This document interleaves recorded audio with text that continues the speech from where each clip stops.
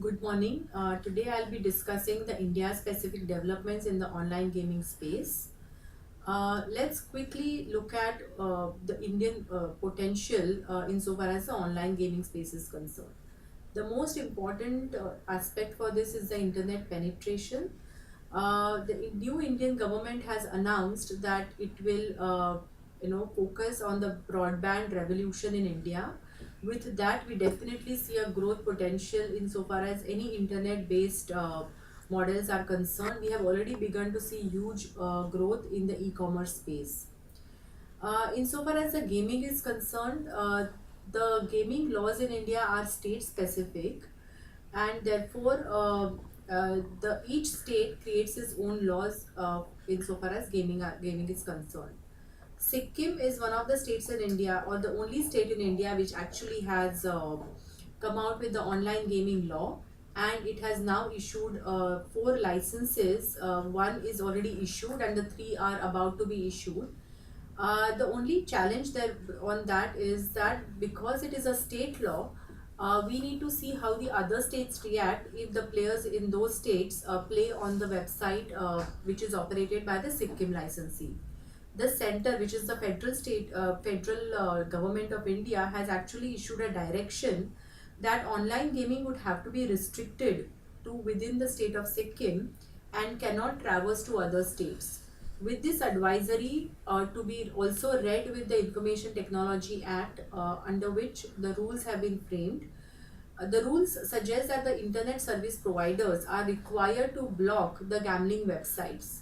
So, on the one hand, you have the state law allowing the online gaming, for example, in the state of Sikkim, and on the other hand, you have the other central law which says that the ISPs are supposed to block the gaming websites. So, this is an interesting, spin. We need to examine how it develops. Insofar as the other states are concerned, which have yet not issued any online gambling license, the skill-based games are, outside the purview of the gaming legislations. So, suppose you are, conducting an online business which allows the skill-based games to be played and stakes to be accepted on those skill-based games, then such business is permitted in the other states. So you now have rummy, poker, fantasy cricket, fantasy football, or any other fantasy sport that for that matter being actually offered online, and we have begun to see huge growth potential for such businesses. We get inquiries from from such businesses almost twice a week. We get inquiries. Now coming to the skill-based games, what is a settled position is that the skill-based games can be played for stakes. The second settled position is that the service, the online, payment game, online website operators can actually accept service fee in relation to such skill-based games. However, the third issue, which whether the profit can be made by the online website providers, is pending before the Supreme Court of India as we speak.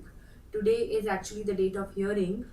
So, the Supreme Court is examining whether the online gaming operators can make profit on the skill-based games. Depending upon what the Supreme Court ultimately says, all these operators will have to basically devise their commercial models accordingly, and it will determine whether or not such businesses may or may not be profitable in the Indian context. The other important aspect is the foreign direct investment.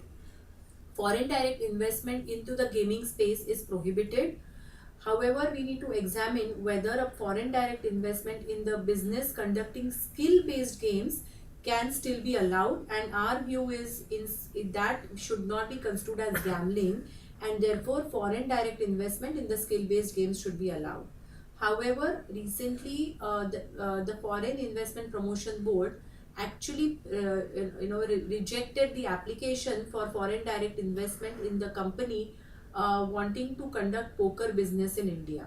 So, there is a little bit of gray area in this particular regard, and we need to examine if poker is construed to be a game of skill, then whether foreign direct investment will be permitted in India. The other challenge for the Indian operators is as follows. The foreign technology collaboration or the trademark licensing in the gaming space is also prohibited. So suppose you have an Indian operator wanting some sort of help from a foreign technology provider, that actually cannot be availed because of the FDI policy, that is foreign direct investment policy prohibits such an arrangement. So within the ambit of this FDI policy, we have begun to see different business models evolving, different structures evolving, where people still are wanting to do business in India. The other important piece is the data protection law. The data protection law in India is evolving now, where suppose you have a foreign website and the foreign website operator actually wants to outsource his backend operations into India, then the Indian entity will have to comply with the data protection law in India, insofar as the storage of the data is concerned, the transfer of the data is concerned, the consents that require to be obtained, etc. So that is one piece that has to be kept in mind. The other is the player protection. We do not have any specific law insofar as player protection is concerned. However, the Indian government is talking about consumer protection in the context of e-commerce businesses. So online gaming space is likely to fall within that ambit, and we need to see how the law develops in that particular regard. Now let us examine if the foreign operator wants to conduct business in India without establishing an Indian presence. Is that possible? Today we already know that there are a lot of players in India which actually play on the foreign websites, whether they are skill based or actually in the nature of gambling. Technically, the Indian players cannot remit funds out of India for such business, for such purposes, but we know that they are actually remitting such but we have not seen any prosecution yet in this particular regard. So when we get queries as to whether a foreign operator can accept Indian players, the answer is currently the position is grey, because we yet have not seen many any prosecution.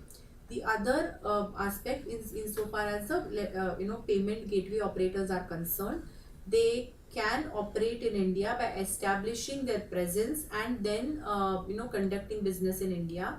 However, if they want to provide services to the Indian gaming operators, they cannot directly provide such service without creating presence in India. The other aspect is on the sports betting.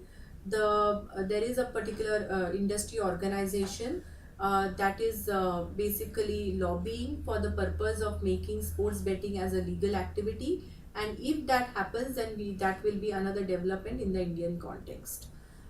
So these are some of the quick developments. I'll be happy to take questions on Skype, and thank you for accommodating us on the video.